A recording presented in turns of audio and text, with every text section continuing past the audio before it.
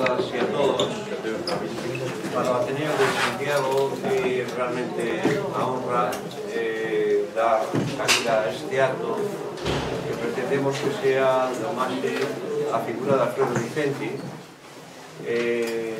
un xornalista senlleiro do século XIX que tuvo unha importancia, como veremos, no xornalismo español importantísima, que foi realmente unha figura relevante na súa época e que, pese a eso, é un auténtico descoñecido na súa cidade natal, cando en outras urbes ten rúas dedicadas e realmente é unha persona que se perpetuou históricamente ao menos nos rótulos das rúas.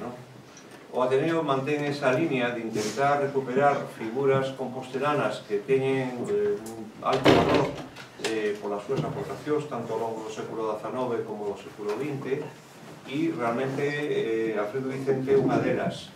E neste sentido, por unha proposta da propia Asamblea de Socios, como consecuencia dunha conferencia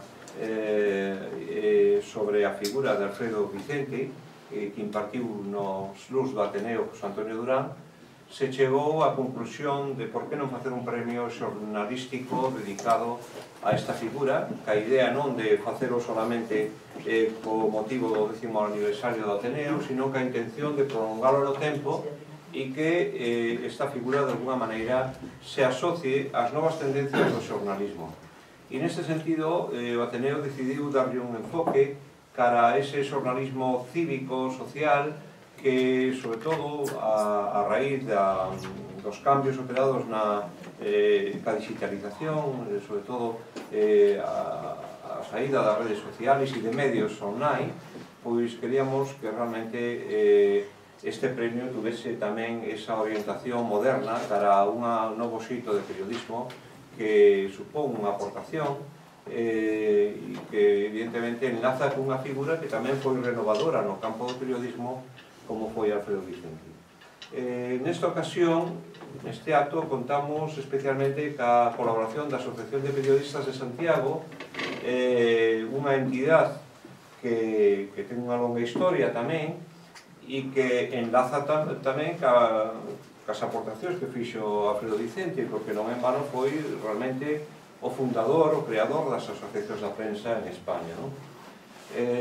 Por lo tanto, para o Ateneo é moi importante a presencia aquí da representación da Asociación de Periodistas de Santiago, que está representada por Luis Menéndez e por moitos membros da súa directiva, e realmente este é un acto conxunto no que se estableceron as bases de como podría ser realmente este pequeno faladoiro que entendemos como unha conversa entre personas que de alguna forma estudiaron a figura de Alfredo Vicente e todos nós que tamén podemos aportar a nosa impresión sobre este personaxe.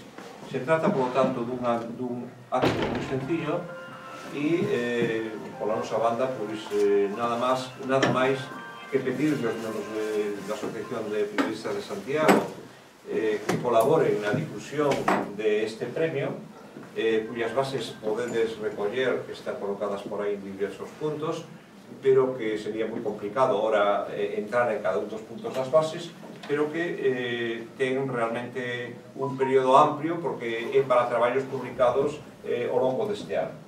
Por lo tanto, esperemos que ese premio que teña unha alta participación e que a partir de aí se pode incorporar tamén a Asociación de Periodistas no respaldo deste premio, que é unha dotación de 2.000 euros e que se podemos, intentaríamos tamén mellorar.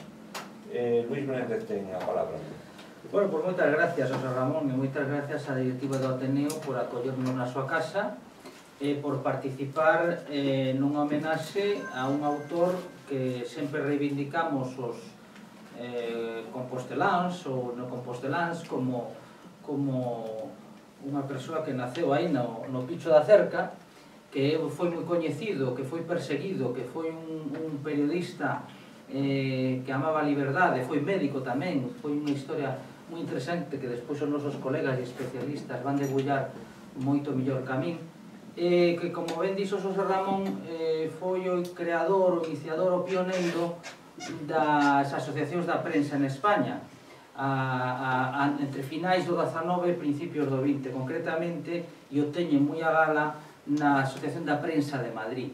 Non me quero estender, simplemente agradecer todo isto para non quitar tempo aos compañeros que os que verdadeiramente van a falar do verdadeiro contido, e que sí me gustaría suliñar dúas cousas brevemente. Por suposto, estamos completamente abertos desde a Asociación de Xornalistas de Santiago o Premio Alfredo Vicente. Estamos, lóxicamente, como non podía ser de outra maneira, prestos a colaborar, a participar no que sea menester. Por outra parte, teño unha mensaxe da presidenta da Asociación da Prensa de Madrid, a coñecida xornalista Victoria Prego, que si preferides o leo agora ou quizáis agora, porque ela pensaba vir, de feito, usamos a invitación, como tamén os compañeiros, pero dice que está cunha bronquitis aguda e que é imposible e que entonces mandoume isto que vou no ler con moita ilusión. A Asociación de la Prensa de Madrid se une al homenaje que la Asociación de la Prensa de Santiago y el Ateneo de la Ciudad Compostelana rinden al maestro de periodistas y figura señera de la intelectualidad española Alfredo Vicente, en el centenario de su fallecimiento el 29 de septiembre de 1916. Vicente fue el fundador de la Asociación de la Prensa de Madrid, de la que fue vicepresidente durante muchos años sin querer nunca presidirla, reacio como era a cargos y prebendas. Con Vicente como principal impulsor, la APM fue fundada el 31 de mayo de 1895 por 173 periodistas. Cuando se esperaba que el periodista compostelano fuera elegido presidente, él mismo propuso a Miguel Moya, su amigo y el empresario que lo había fichado para el Liberal.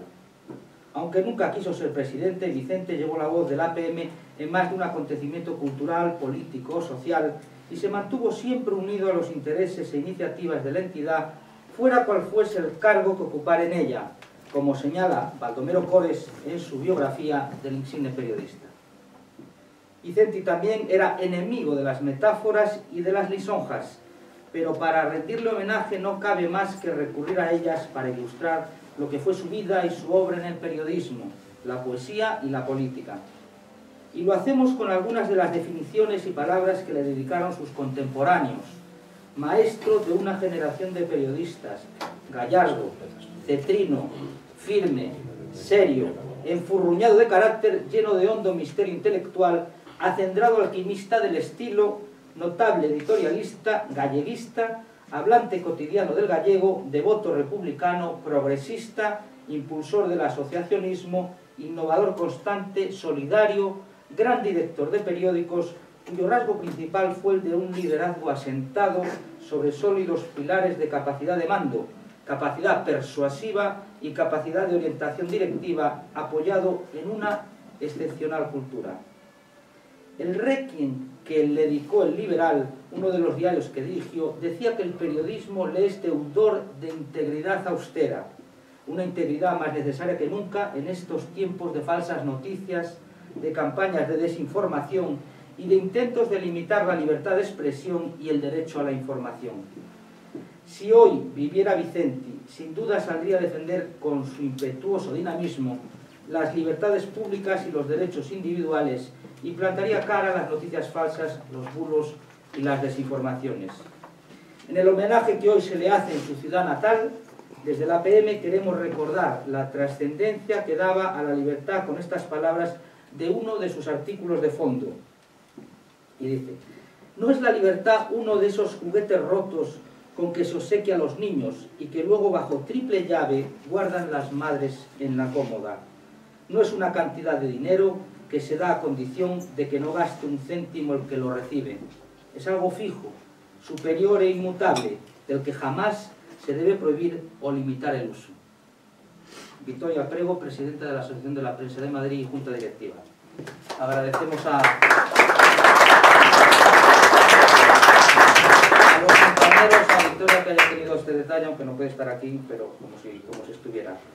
Y no sé, ya hablan los compañeros, ahora José Ramón Cristiano.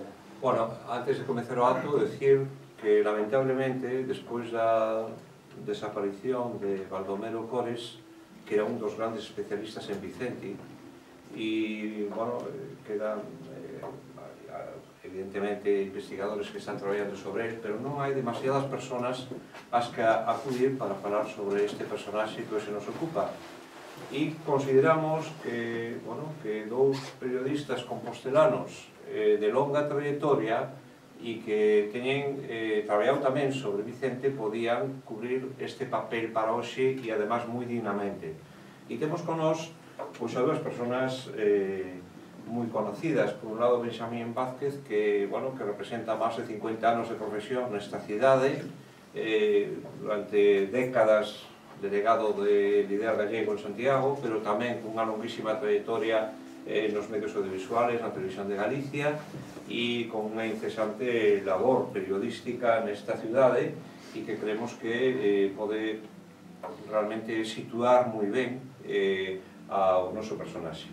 E, por outro lado, temos a Vicente González Rodillo, tamén un profesional de longuísima tradición que ten traballado en medios públicos e privados e que actualmente é catedrático de Socioloxía da Universidade da Coruña e que é unha persona que mencionar todos os libros que ten publicados sería para moito tempo, porque é moi prolífico, non? Pero ten traballado tamén sobre Alfredo Vicente e por iso nos parecía interesante que estuvera hoxe aquí. Benxamín, cando quedas. Moitas grazas. Foi demasiado o que dixeches, porque é verdade que xa verás, non son especialista en Vicente, pero bueno, grazas. Bueno, boas tardes a todos. Ante todo, debo recoñecer que non son orador, como é obvio. Xa o teño dicho moitas veces en intervencións públicas. E, por ende, para estes casos, traio todo escrito para non ter que improvisar e non caer en imprecisións confusas ou caóticas. Tampouco son historiador, aínda que me gustaría ser, sobre todo no campo da historia da arte, na que fun educado desde neno polo meu pai. E sobre Alfredo Vicente non sei casi nada. Con todo, se aceptei este embolado amigable, foi porque dispoño do magnífico e señeiro libro Alfredo Vicente, vida e obra dun gran periodista, que escribiu o noso ben querido compañeiro Baldomero Cores Trasmonte, que xa non está entre nós. E iso dame pé para lembrar agarimosamente e render a debida homenaxe con máis fundamento e coñecemento de causa ao biógrafo que o biografiado. Lembro ben como surdiu o encargo desta interesante monografía. Hai máis de 10 anos, paseando por Obradoiro, con aquela presidente da Asociación da Prensa de Madrid e da FAPE, Fernando González Urbaneja, díxonos que quería un estudo exhaustivo sobre a vida e obra do xornalista compostelán Alfredo Vicente, porque el fora o fundador da APM. E entón eu dixen a Urbaneja, está aquí Luis Menéndez, que pode corroborar, que o único profesional de Santiago que podería acometer co debido rigor ese traballo era Baldomero Cores, e así o fixo. Non é cuestión agora de que vos vai a ofrecer aquí un extenso e cumprido resume deste libro, pódese ver na rede incluso, que foi o último que nos deixou escrito Baldomero, autor dunha elocuente e amplísima bibliografía sobre socioloxía, dereito, historia e periodismo en Galicia. Pero si me interesa salientar a inxente tarefa investigadora que o noso ilustre compañeiro abordou neste traballo, que non só consultou unha ampla lista de fontes bibliográficas, senón que bebeu en puntuais e atinadas fontes arquivísticas e hemerográficas para descubrir así aspectos inéditos, esclarecedores da personalidade de Alfredo Vicente Rey, que era como realmente se chamaba antes de italianizar o seu segundo nome para se converter nun dos máis importantes e influentes periodistas do seu tempo, non en van calificado por Otero Pedrallo como el príncipe de los periodistas españoles. Con todo, ese calificativo de Otero non deixa de ser un paradoxo, pois Alfredo Vicente foi sempre un periodista republicano, por conseguinte non podía ser un príncipe, e traballou en xornais e revistas cun ideario claramente democrático e laico. Desde que tiña 16 anos, cando apenas iniciara os estudios na Facultade de Medicina de Santiago, segundo comprobou Baldomero, sentiuse un admirador de Emilio Castelar e, desde aquela, mantivose sempre fiel ao modelo da República Federal Castelariana. As rigurosas investigacións de Baldomero nos arquivos sobre Alfredo Vicente confirman que naceu o 30 de novembro de 1850, ás 9 da mañá, no número 13 da Rúa da Cerca, ou no Picho da Cerca, preto da Rúa de Camiño, preto da Mendaquí. E foi inscrito como fillo natural de Gregoria Rey Fernández, costureira, sin ser reconhecido polo progenitor, que seguramente era un crego. Vamos a ver que sí.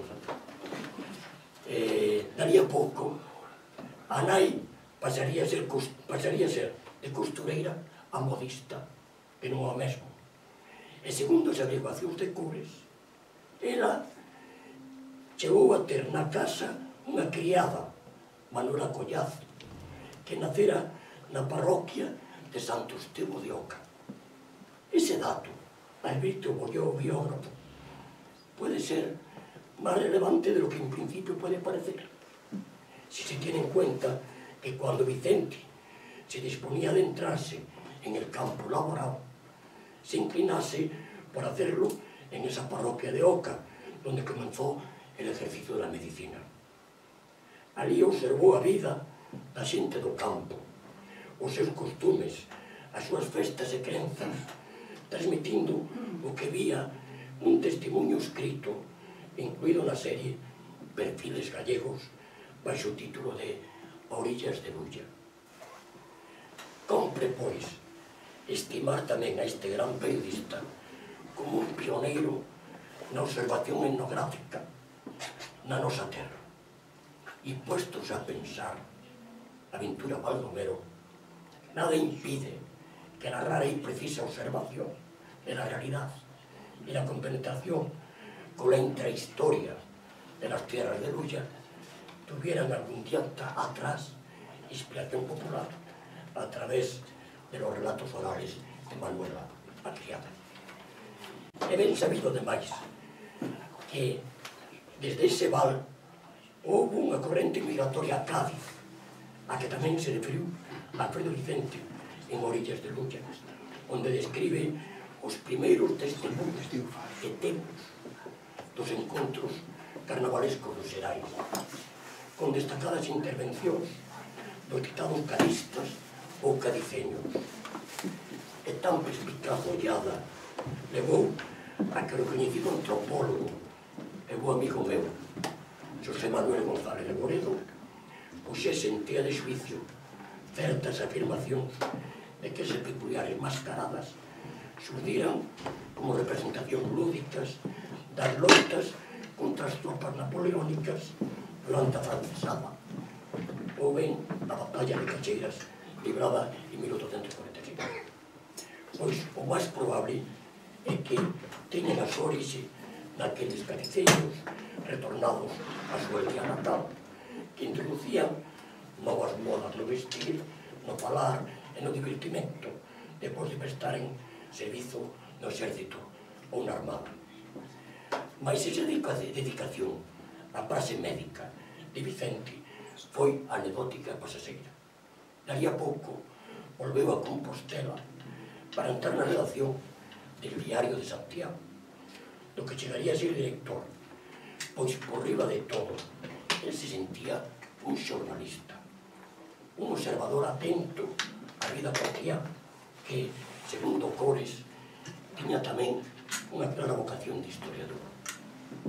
Pero, ao meu entender, non se dedicaría nunca a fedellar os almanaques da corte, como fixeron a maioría dos historiadores tradicionais de España. Isto non entender. Tan pejorativamente criticados por Marx e Engels nas crónicas que enviaron ao New York Daily Tribune sobre a revolución da chamada Bicalvarada de 1854.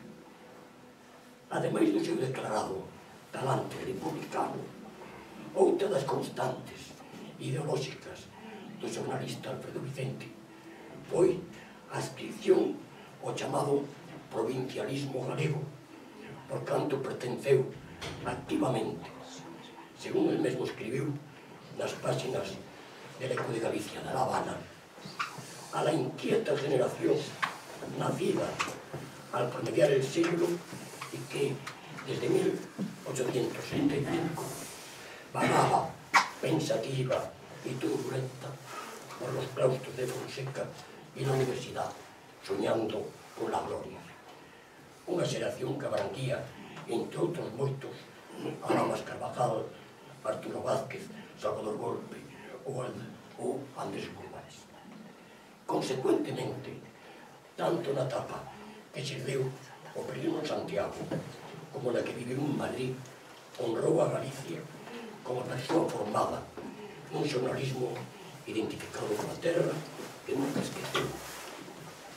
E así, un negable alento optimista salientaba tamén no mesmo artigo del Eco de Galicia, datado en outubro de 1838. Gracias a los periódicos que antes habían sido literarios o políticos, pero siempre semanales, y que después de 1870 fueron diarios y gallegos, cundió por la comarca entera el fuego sagrado. Acostumbráronse los imbéciles, tibios e ignorantes, esto parte do himno galego, acostumbráronse los imbéciles, tibios e ignorantes a justipreciar las cosas de la tierra. Las corporaciones oficiales prestaron acatamiento a las artes y la literatura. Formáronse con las 4 provincias un solo cuerpo y quedó, por último, reivindicado el buen nombre y establecida la noble condición del país ante los miopes de la desdeñosa España. Foi en 1873 cando Vicente ingresou na redacción inaugural del Diario de Santiago, promovido por Manuel Viviano Fernández Redondo, iniciador, segundo advirte Baldomero Cores, dunha longa dinastía periodística. E o mesmo autor do libro recoñece que ese soñar santiagués dio pasos de algún riesgo. Os redactores midieron con exactitud las fuerzas reales que se escondían tras sus intereses materiales, políticos, eclesiásticos y todos aquellos que, ocultos, afloraban amenazadores cuando menos se esperaba. Por aquí tiña tamén unha cousa recollida polo Raelos sobre a Primeira República aquí en Santiago. Uns 5 anos despois, todas as notas non foi moito, uns 5 anos despois, o 3 de maio de 1878, Manuel Viviano Fernández comunicaba ao alcalde santiagués que cesaba na dirección del Diario de Santiago e se encargará de la misma desde el día de mañana don Alfredo Vicente Rey. Pero como recorda tamén o seu biógrafo, cuando parecía máis asentado profesionalmente, cuando o seu prestigio era cada vez máis alto, iba a ser objeto de un brusco cambio en súa actividade periodística que obrigou a liderar. Certas cartas publicadas ao director e comentarios críticos dirixidos contra o poder temporal dos papas e dos eclesiásticos que inseriron non só en el Diario de Santiago, sino tamén no semanario La Reforma, dirixido polo teólogo Rei Varela, además que se publicaba na mesma tipografía, no mesmo taller tipográfico, levantar as xiras do arzobispo santiagués, cardeal Pallá e Rico, que emitiu unha carta de condena das duas publicacións o 4 de agosto do 78, 3 meses despois de que Vicente fose nomeado director do xornal. O anatema do cardeal, que non nomeaba a ninguén en concreto, pero afectaba a todos, uti simpuli, foi do máis contundente e ultramontano, en contra do esperado por un bispo con zona de liberal, que fora presentado para a sede metropolitana de Compostela polo goberno republicano de Castelar. Aquí recollo, pero depois, se queres, falamos sobre ele, recollo as 4 disposicións condenatorias do señor cardenal. O libro de Cores segue con venturoso relato biográfico de Vicente na capital de España, onde traballou sucesivamente nas revistas de la Ilustración gallega e asturiana e la Ilustración catálica, no xornal El Globo, baixo o patrocinio de Castelar, e cando esta cabeceira pasou as mans do conde Romanones, trasladouse a El Liberal, asimismo de tendencia republicana, do que chegou a ser director e onde lle sorprendeu a morte en 1916. En suma, durante máis de 35 anos, puido levar a cabo, desde Madrid, un intenso labor periodístico, coherente, culto e solidario, en contacto cos poetas, escritores e persoeiros máis relevantes do seu tempo. O noso ben querido e ilustre compañeiro Baldomero, cando presentou o libro en Santiago, no outono de 2009, reclamou insistentemente ante a presencia do alcalde Bugallo que se dedicase unha rúa ou praza a Vicente nesta cidade da súa nacencia, que conta, en cambio, no casco vello, cunha céntrica vía na honra do cardenal Pallá. E seguimos a espera. Por lo demais, curiosamente, entre outras cidades, como dixo, a Coruña, onde Vicente nunca traballou nin viviu, se conta cunha rúa na súa honra. Quizais os responsables do rueiro coruñés se decataron de que Alfredo Vicente, vale non ter escrito nunca en galego, pronunciou un brillante discurso en 1904 en homenaxe a Curros Enríquez na cidade herculina, con moi claras manifestacións a prol do noso. Cultivad la lengua gallega, mejoradla continuo y empleadla con orgullo. Mientras la poseáis, no lograrán transformaros en grey vuestros políticos de tercera clase. No seréis nadie, sino objeto de curiosidad o de explotación cuando lo hayáis perdido. Remato xa. Disculpade se me pasei do tempo previsto. Debo concluir cunha lembranza agarimosa a Baldomero Cores, doutor en Dereito, abogado, sociólogo, catedrático de Sociología na Universidade de Mayagüez, en Porto Rico, primeiro letrado do Parlamento de Galicia, profesor por algún tempo na Facultade de Ciencias da Comunicación de Santiago, riguroso publicista e amante da nosa historia, pero, por riba de todo, vale os moitos títulos e honras que merece unha vida, xornalista, engallolado polo intenso oficio do xornalismo a prol de Compostela e de Galicia, aínda que, como Alfredo Vicente, tivese que vivir emigrado da terra durante máis de 15 anos. Por iso, o 24 de xaneiro de 2012, a Asociación de Periodistas de Santiago de Compostela nomeouno socio de honra. Finou nesta cidade o 24 de decembro de 2014. Daquela, a APSC reclamou para el unha rúa para unha xusta e debida perduranza do seu nome. E tamén seguimos esperando.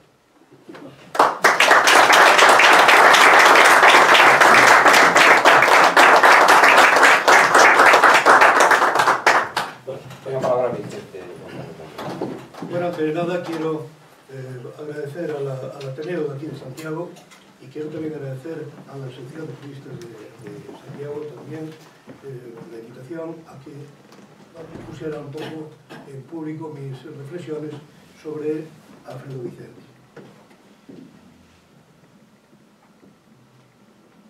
La verdad es que el primer planteamiento que me ha llevado ha sido ver la obra y ver el contexto histórico y ver al personaje, ¿no?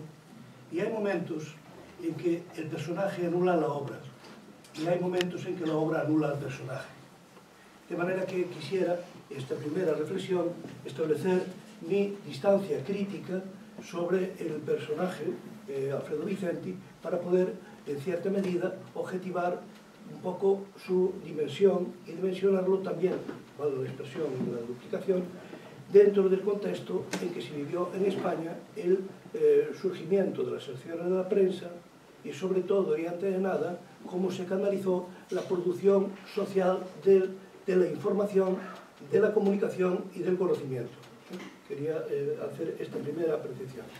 En segundo lugar, quiero también llamar la atención de que al acercarnos así de buenas a primeras a un hombre que lo mitologizamos, pues resulta que también hay que enseñar que una cosa es que entre olvido y cliché pues se nos introducen formas de mirar como de lo más alto, ¿no? Y entonces podemos deformar definitivamente justamente aquello que queremos analizar. Soy consciente de que mi observación no es de un simple espectador, sin duda alguna, no lo es. Por eso quiero diferenciar muy mucho que uno puede ser agente y decir, bueno, pues representamos en este momento como periodista a un periodista pasado. Segundo, uno puede ser el papel del actor. Cumplimos un papel de representarnos en algo públicamente como si fuéramos miembros corporativos de un corpus determinado. Ya hablaré en su momento del colegio, de lo que es el masculino y el femenino, en su momento, porque es muy importante que salgan las asociaciones de la prensa femenino y los colegios profesionales, concretamente de medicina y de derecho masculino, es decir, que también tiene su intríngulis ya en aquel momento. Bien, entonces quería decir que justamente cuál era mi papel, representar aquí hoy un papel de un actor que en cierta medida repasa ciertos valores que se ponen en cuestión en un momento determinado. En tercer lugar, pensé ser simple espectador de justamente lo que acabábamos de apreciar en la obra, por ejemplo, recogida en su momento por José Antonio Durán o por Baldomero Cores Telmonte. Y opté por la cuarta vía. La cuarta vía es la observación, es decir, ¿qué me dice a mí el personaje? ¿Qué me dice a mí Alfredo Vicente en el siglo XXI? Y entonces resulta que, mirando retrospectivamente, sí hay material suficiente desde la perspectiva de su trayectoria, actitud vital, y también, como no, su reflejo justamente como un trabajador de la prensa, en la prensa. Producción social de la información, producción social de la comunicación y producción social del conocimiento. De manera que, haciendo un pequeño proceso de análisis de cuáles son los vectores que nos han situado ante este autor, observamos que hay unas coordenadas en Europa y en España que se reproducen, no se representan, sino que se reproducen miméticamente. ¿Y cuáles son? Pues son todos los ámbitos conflictivistas que en aquel momento sucedían en toda Europa. ¿Y cómo se reflejaron? Pues se reflejaron fundamentalmente en lo que es el cambio en el individuo, el cambio en el Estado, el cambio en el mercado y el cambio en la sociedad. Dirán ustedes, ¿Pero qué rollo es este? Vamos a ver. La sociedad, cualquier sociedad puede ser analizada desde 5 perspectivas diferentes. Desde 5 perspectivas diferentes. Y resulta que dice, ¿cuál es la que nos proyecta nuestro autor? Por tanto, quería entrar directamente en que no fui capaz de vislumbrar ese perfil que a veces en alguna biografía me aparece. Las 5 visiones que hay de la sociedad son muy sencillas. Ver la sociedad como un todo, un funcionalismo completo, un ámbito compacto y único. Por tanto, el que está desintegrado queda desintegrado. Es decir, no hay fascismo que no sea totalidad, que ver a la sociedad como un todo. Segundo, ver la sociedad como suma de individuos. Toda la sociedad llegará a ser aquello que los individuos quieran. Visiones del liberalismo, de todo el planteamiento liberal. Tercero, ver la sociedad como trascendencia. Y la dimensión de la trascendencia, cuestión que aparece en algunos sesgos importantísimos en la producción de Vicente, aparece la sociedad como trascendencia, es decir, como algo de una dimensión que nos traslada a cierta visión del absoluto. Y aquí sí que es significativo y aparece algo tratado en la producción que acaba de señalar Benjamín.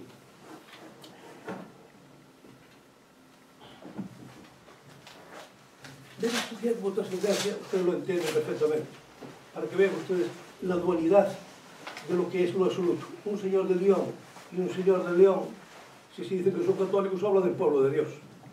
Si planteamos el tema de la yihad, estamos en la misma cosa. De manera que todo el mundo sabe lo que estoy hablando cuando hablo de la trascendencia. Cuarta perspectiva de ver la sociedad es ver la sociedad como identidad. Y aquí viene otro de los sesgos que él nos apunta, aunque tiene contactos evidentemente con el ala más liberal del pensamiento galleguista, tanto así como el de Muriel concretamente, que aparecía reflejado también en el libro, pues resulta que la identidad es otra cosa. El eidos griego tiene esa propia dimensión, y la identidad es justamente el conformar la pertenencia, la procedencia y la referencia, vinculante siempre. Y en este sentido aparece todo el desarrollo. Lo digo para que se me entienda perfectamente la dimensión estrictamente de lenguaje y conocimiento, y en concreto quiero apelar directamente al planteamiento que arranca fundamentalmente con Herder. Y Herder señalaba, precisamente, lo cito textualmente para que no vaya... Herder señalaba que los rasgos de la identidad son fundamentalmente 6. La etnia, la lengua, la cultura, el pasado histórico, el concepto de nos y devenir. Cuando miramos a Sabina Arana o Vicente Risco, estos 6 rasgos aparecen. De manera que el concepto de identidad aparece por aquí. Él, civilinamente, solamente toca de pasada este ámbito cultural gallego, es decir, que tampoco estuvo fuera mucho tiempo. Bien.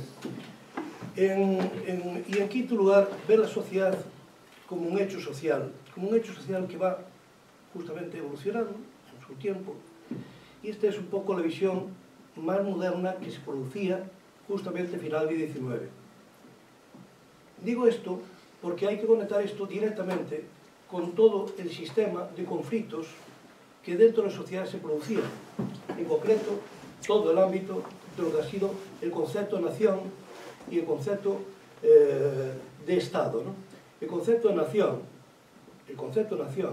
en realidad se configura a través del romanticismo alemán, al igual que el Estado, como el amor-pasión, que han movido precisamente las dos bases y que se ha sentado en la Europa, diremos, de la modernidad. Y en este sentido hay que señalar, yo no voy a hablar justamente de la contraposición que representó el Congreso de La Haya, justamente denunciando esa visión que había contra la visión del nacionalismo. Pero quiero dejar reflejado que en la publicación literaria, él evidentemente se hizo eco como periodista de algunas de las noticias que se iban produciendo, pero él no tuvo, yo no fui capaz de encarar en una escolma de artículos que revisé para ver un pouco como estaba, non fui capaz de perfilar cuál era, diremos, el hilo de unión de todo esto, ¿no? Después de hablar de la sociedad, claro, nos tenemos que hablar ahora de otro dato importantísimo, y era el concepto que se estaba manejando de lo que era el Estado. Luego hablaré de la sociedad-Estado, es decir, la sociedad, cómo se configuran las bases de ese Estado liberal de derecho, que precisamente han sido las que han dado pie pues, al ámbito, todo lo que significó la Primera República, todo el ámbito que significó la Constitución posterior, luego la Restauración, etc. Debo decir, y aquí conecto directamente con un papel significativo, importante de nuestro autor, y es el siguiente. Vamos a ver. En ese preciso instante, las bases del Estado de Derecho, que se ha constituido en toda Europa, a través de los sistemas constitucionales, si es cierto, con los grupos, sean conservadores, sean liberales, etc., lo que fuere, las 6 bases sobre las que se constituyó el ámbito constitucional europeo son fundamentalmente estas. Primero, la supremacía de la ley, es decir, el principio de legalidad. Segundo, la división de poderes. Y esta división de poderes trae consigo muchísimas cosas. Basta ver cómo era la división de poderes que iniciáticamente aparece, por ejemplo, en la obra de Pardo Bazán. En tercer lugar, aparece la institucionalización de la administración. Importante este dato, quiero que recojan este dato de la institucionalización de la administración. ¿Qué significa? Que la administración pasa a ser persona jurídica y en consecuencia se desarrolla todo el concepto de todo el Estado, del concepto del acto administrativo, ¿no? ¿Vale? Digo esto porque justamente el gran papel de él cuando convoca a los directivos y a las agencias a efectos de establecer la asociación de la prensa, lo encardina directa e inmediatamente dentro de ese marco de la institucionalización de lo que es las bases de ese Estado de Derecho que se estaba construyendo. La cuarta base sobre la que se asienta ese Estado de Derecho es precisamente el reconocimiento formal de unos determinados derechos. Y aquí él, justamente, la libertad de información, la libertad de pensamiento, la ha canalizado precisamente paralela a todo el movimiento que ha representado en Francia, por ejemplo, después de Yo Acuso, pues resulta que él canalizó precisamente el marco o ámbito de realización que la prensa tenía y debía manifestar dentro de esa sociedad. No olvidarse, bueno, yo lo diré un poquito más adelante, cuando los índices de analfabetismo y a quién se estaba dirigiendo. Por tanto, todo el ámbito que significó el urbanismo, etcétera, todo ese tinglado, quedando todo al margen. Por eso que cuando miré el libro de Durán, especialmente fui a mirar a ver qué pasa con nuestro ámbito rural y con nuestro movimiento que por eso me interesaba profunda y severamente. Lo miré, por eso quería, en cierta medida, pues, con una mirada no crítica, pero sí de acercamiento, a ver cómo pasaban las cosas. Y bueno, pues el cuarto aspecto, decimos, es el reconocimiento formal de unos determinados derechos. Y él se apunta directamente con una parte alícuota significativa en ese ámbito. En quinto lugar viene otro de los rasgos importantísimos de este nuevo Estado liberal de derecho, que es el pluralismo ideológico, es decir, la aparición de los partidos políticos, es decir, se residencia la cosmovisión del mundo en las ideologías representada precisamente en los partidos políticos. Y él, precisamente, aunque luego dejó a Castellano, pero lo cierto que sí, bueno, lo dejó, todo el pensamiento, él se canalizaba justamente en una línea republicana así, pero de un vaivén que en realidad, bueno, sí y no. Y por último estaba el pluralismo informativo, es decir, el periodismo irrumpe con un sesgo nuevo. ¿En qué? En la sociedad de las masas. En la sociedad de las masas. no es entendible, y ahora vemos casando ya sociedad con Estado, y hay que hablar de la sociedad masa. Evidentemente, hoy no podemos hablar de la sociedad masa, ¿no? Tenemos que hablar de la sociedad masiva. Es decir, el tránsito del fordismo a la red, el tránsito del fordismo a la red nos lleva a hablar de otra dimensión, recomponiendo totalmente todo lo que significó la sociedad del conocimiento, la sociedad de la información y la sociedad de la comunicación. Hablaré 2 minutos sobre estos temas de la sociedad, de estos 3 tipos de sociedad que de momento nuestro homenajeado resulta que lo ha iniciado. Entonces resulta que tenemos el pluralismo informativo como un elemento cualitativo de esa realización de esa nueva sociedad democrática y Estado de Derecho que inicialmente empieza a vislumbrarse, empieza a configurarse poco a poco. No olvidarse que todas las leyes sociales en España se producen justamente antes del año 1909 con dato, es decir que, ojo, que estamos hablando de que hay que recomponer todo el ámbito normativo de todo el ámbito social, etc. Y esto ha tenido un proceso determinado, es decir, ha tocado los temas, porque son temas vivenciales que afectaban a la sociedad, afectaban al Estado, pero ahora viene el tema del individuo, Y hay una nueva antropología, sin duda alguna, ¿cómo no? Una nueva antropología, y esa nueva antropología está basada justamente no en los sistemas de creencias, sino en los sistemas de creencias, de sentimiento y de razón, a partir de la reflexión. Y aquí quiero conectar con algo muy importante, voy a terminar, algo muy importante y muy significativo, y es justamente la diferenciación del rol.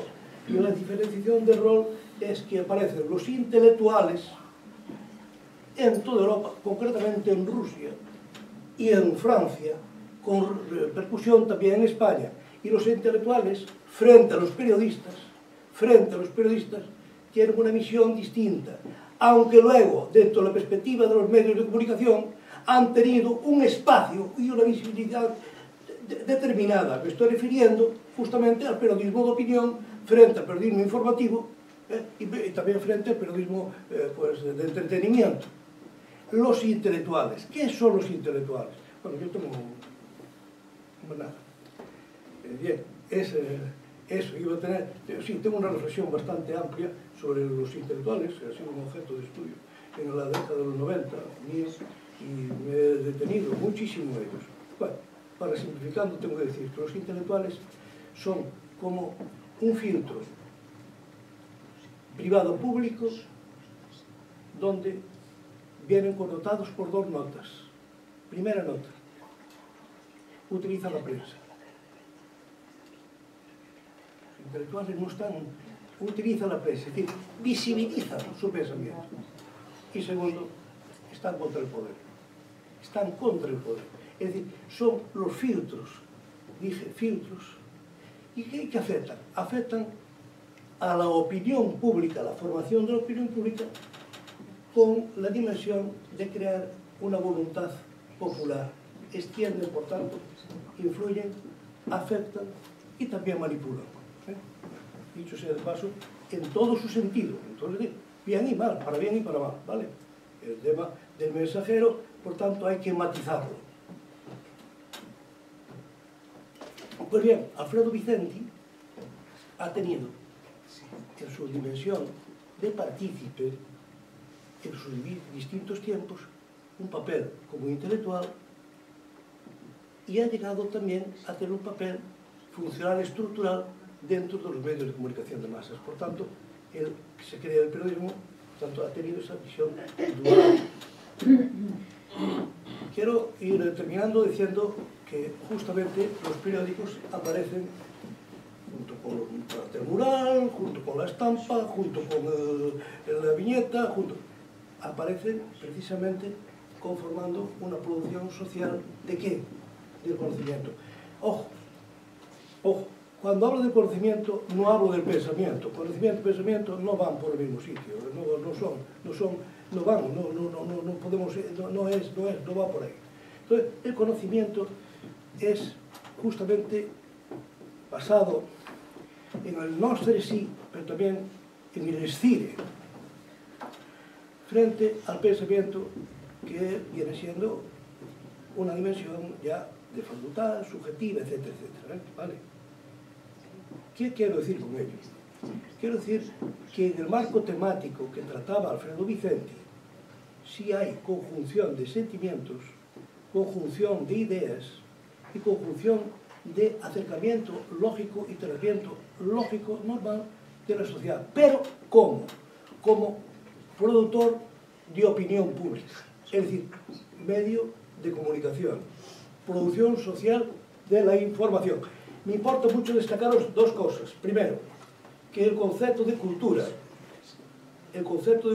es un concepto, ahora, concepto de cultura diferente del concepto de civilización. El concepto de cultura es un concepto manejado por el pensamiento, no por el conocimiento, por el pensamiento alemán, y de ahí viene cultur con K, que maneja justamente la dimensión de símbolos, lengua, normas, valores que conforman rasgos de identidad. Este es el concepto de cultura alemán. Otra cosa es la civilización. ¿Y qué significa civilización? Civilización, sí. La civilización significa tres cosas. Significa la instrumentalización material, pero en abstracto y en concreto, de lo que es el crecimiento, el progreso y el desarrollo. Crecimiento, progreso y desarrollo. De ahí viene cómo se han conformado las nuevas dimensiones de lo que es justamente la producción de este social del conocimiento. Y en ese sentido, pues hay que señalar que nuestro autor estaba en las mismas dimensiones de intelectualidad, como pudo ser don Salvador de Minguijón, como don Antonio Aguilar y García, como don Rafael Mainar, o como también don Antonio Rollo. Es decir, prohombres que han sabido conformar y representar un papel, primero, como hombres, segundo, como personas vinculadas a marcos temáticos que afectan a las colectividades, y en tercer lugar, el compromiso institucional de realizar una obra como un oficio. Y de ahí viene que se configurara el primer periodismo de este hombre no como una actividad, sino como una misión de informar, de producir. Y nada más, perdonad.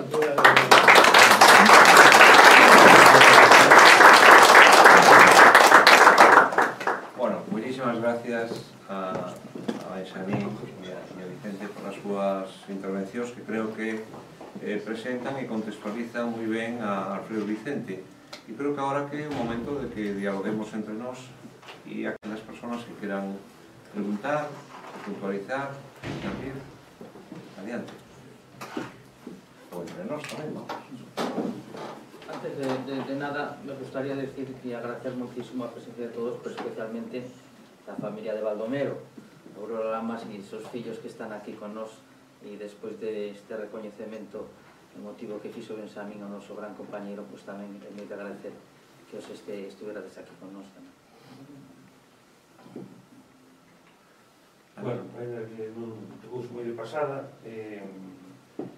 a evolución que tuvo el, digamos, na política, pregunto os dous, o que incluso se quedan nas esquinas tamén, opinar, é unha pregunta, unha afirmación, pero para que vos a maticedes, tuvo unha evolución paralela, é dicir, paralela porque prácticamente pues, cambiaron os periódicos, a de Montero Ríos e a de, por exemplo, Fernando de la Torre, que empezaron, eran republicanos, despois, empezando por Montero Ríos, chegou a acordo con Cánovas, non, perdón, con Sagasta, naquela refundación do 83, que incluso levoulle a Fernando de la Torre, o fundador de Galicia, a levar o suicio, ao revés, levou no suicio por os insultos na prensa, por chamolle traidor, vendido, e tal, bueno, naquela chamábase de outra maneira, os insultos eran un pouco diferentes.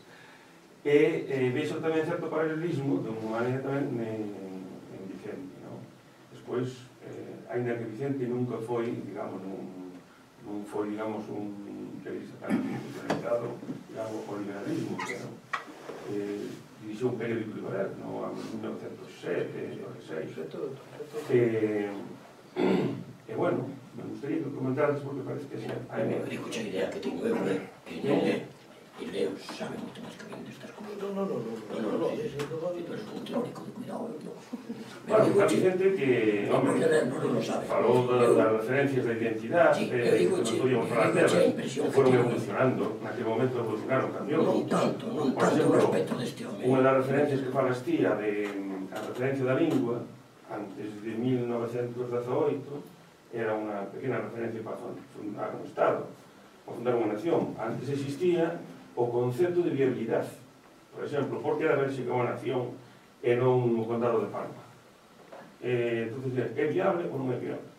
Está agora tamén, de alguma maneira, é cando Lenin e Wilson dixeron que a identidade fundamentalmente centraron na súa lengua, e é a que sigue vivindo no 18, pois non todas as características dunha identidade teñen o mesmo peso que non tiñan naquele momento tamén.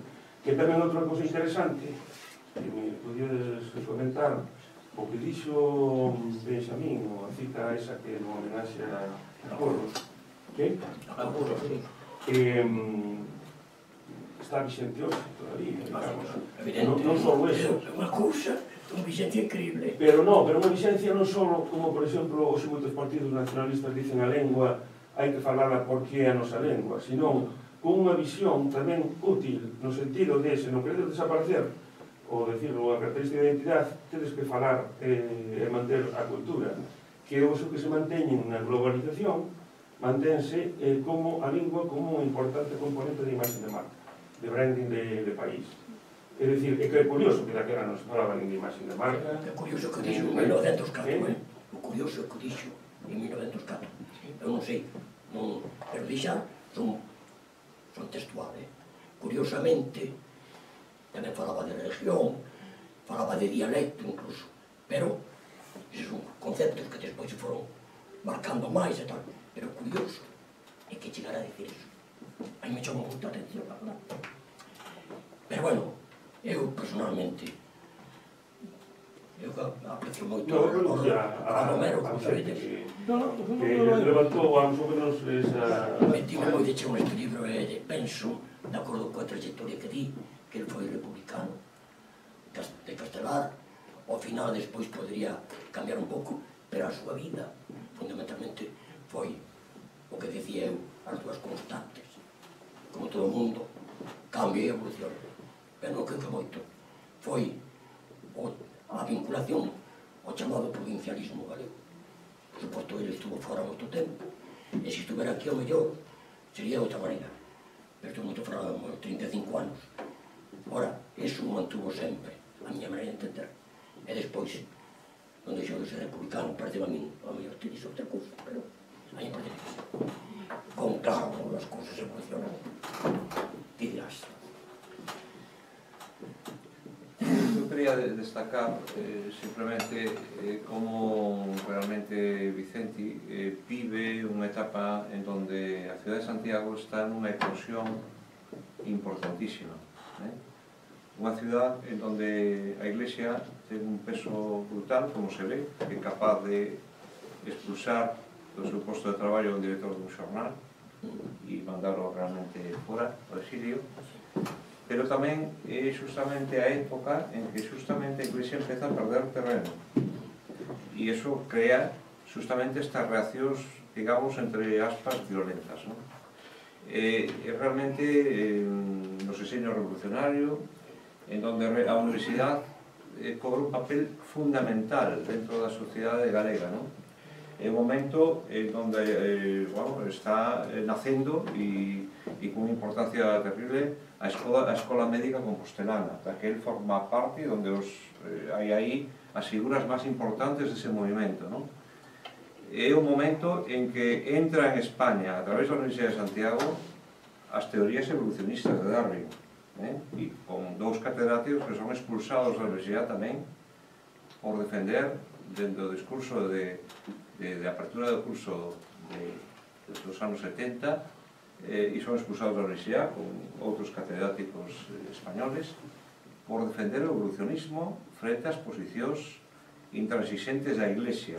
É dicir, que hai que pensar que realmente él Vicente é produto de un cambio social que se está producindo nun momento determinado, cada máis coincide con ese cambio político tan importante en onde marca o nacemento do liberalismo en España, que hoxe temos unha visión un pouco, quizá, máis connotada, máis negativa do que o liberalismo, pola súa identificación co neoliberalismo, co mercado máis puro, non? Pero que naquele momento era realmente progresismo frente a unhas directrices marcadamente marcadas polo poder feudal de alguna maneira.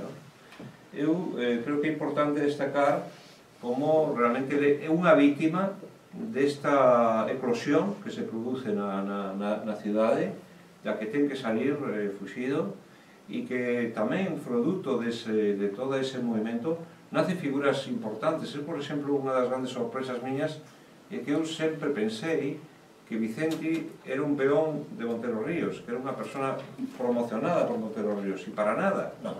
Son personas que non teñen prácticamente nada que ver, aínda que sean contemporáneas, e os dous teñan un papel relevante dentro do liberalismo.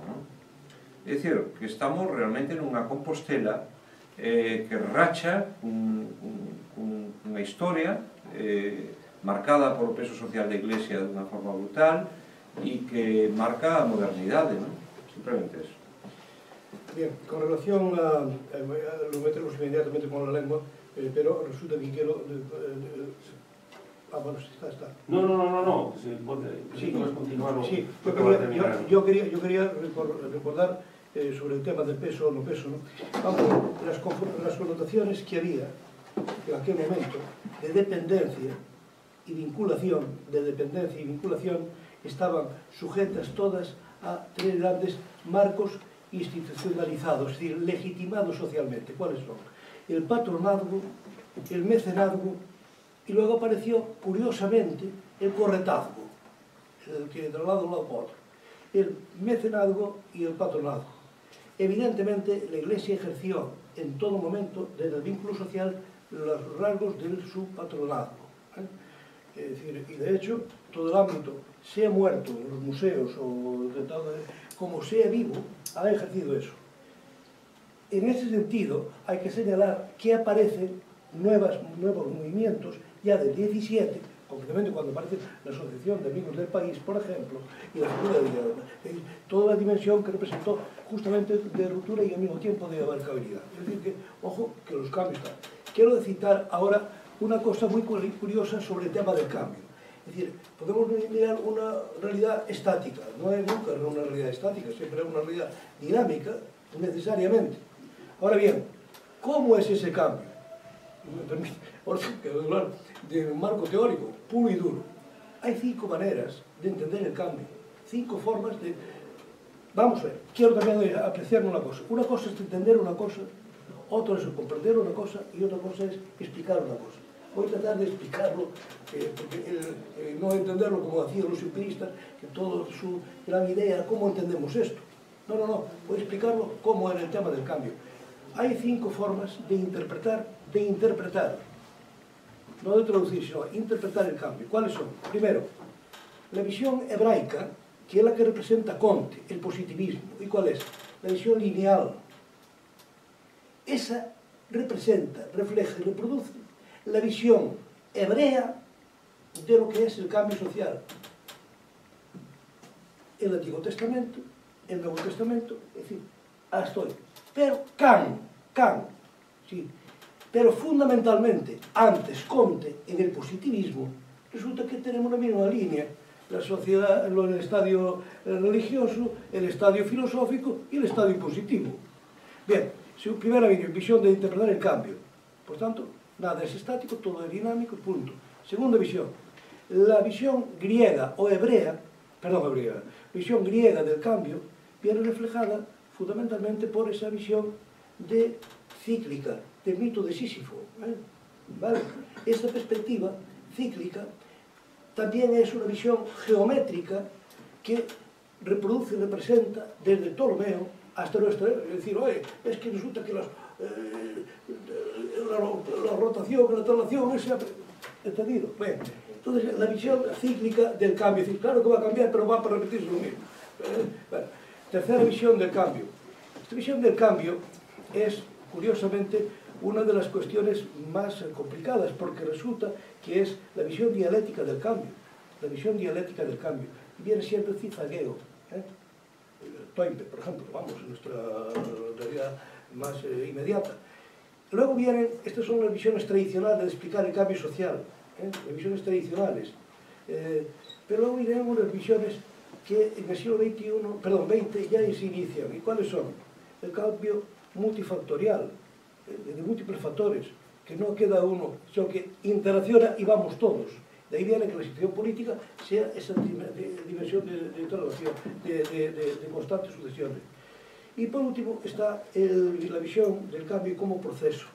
Como todo el mundo está en un proceso de, ¿no?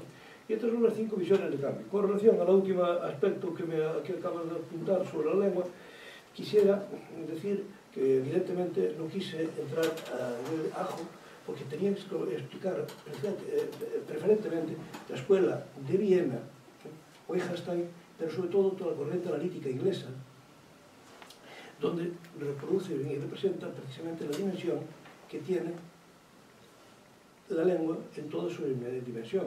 Yo no te hablo ya del estructuralismo, yo no te hablo de eso, pero quería decir que no lo tiré por elevación, ¿vale? No es más que en ese sentido. Bueno, mira, concretando un poquinho máis, eu quería ler as invectivas.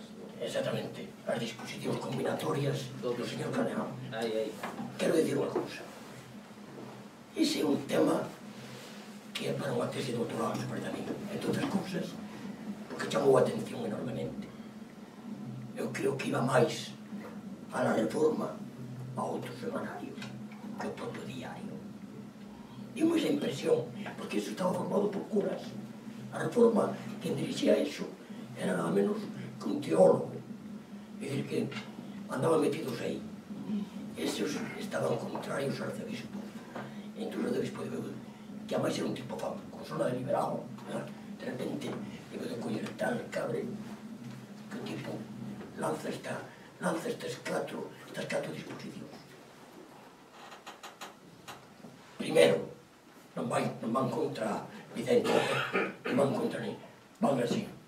Primero, prohibimos a todos nuestros diocesanos, bajo pena de pecado mortal, la retención y lectura de todos los números de la Reforma, publicados hasta el día, y las de los del diario, ya no Santiago, publicados también desde que apareció el primer número de aquello. Segundo, también prohibimos, bajo pena de pecado mortal, la lectura y retención de los que se publiquen en los sucesos, tanto de la Reforma como del diario.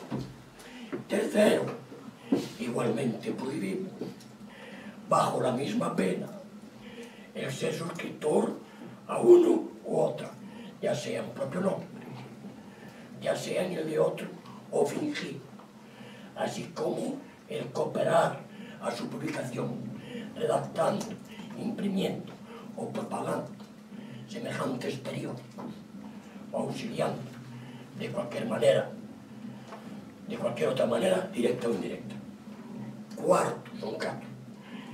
Retiramos a todos los confesores de nuestra jurisdicción, aun a los que tienen licencias para reservar, sin que previamente el penitente, no solo de palabra, sino también de obra, cumpla y obedezca lo que antes mandamos, y dé al pueblo cristiano y a quien corresponda las satisfacciones necesarias por el daño y escándalo hasta el día causados por semejantes publicaciones, según la participación que en ellos hayan tenido.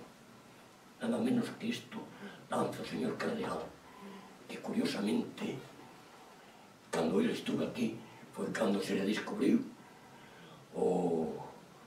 a tumba do apóstolo, é dicir, que fora enterrada en tempo de Drake, na época de San Clemente. Foi o que no ese tempo que nos descubriu. fixo, incluso mandou a Facultade de Medicina que se mirase as cousas e tal. E foi León XIII que ele estuvo, precisamente interveu no conclave a favor de León XIII, creo. E foi un home que estuvo a favor de León XIII, da conciencia social e todo eso. E de repente lanza isto. Claro, aquí, según dá a entender o propio libro, que aí ten unha cousa, aí estaba un tal Varela Rey, que era o teólogo este, que o colleran como administrador ou como xerente do propio diario. E iso cabroulle, e nada máis. Entón, os dous, van os dous no mesmo. A mí dá a impresión de que o cardeal, dá a impresión, polo que podemos ler así aquí, este tipo, ao final, non é que se arrepentira, pero procurou esquecelo dunha forma terrible, hasta o punto que Viviano Fernández, o propietario do periódico El Diario de Santiago, bueno, curiosamente, o periódico desapareceu, tuvo que desaparecer, porque os escritores, todo, que marcharon, pero xa enseguida creou outro periódico. En ese periódico tiña pensado facer unha edición semana, unha edición diaria e outra semanal.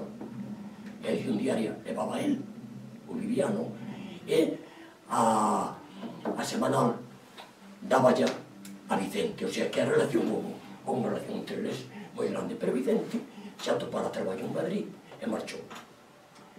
Hai que dicir quen era Vicente. Vicente non foi realmente isto anamatizado ou condenado polas súas ideas, non. Mas hai que dicir que Vicente non era un ateo, nin siquiera un antirreligioso, nin nada deso.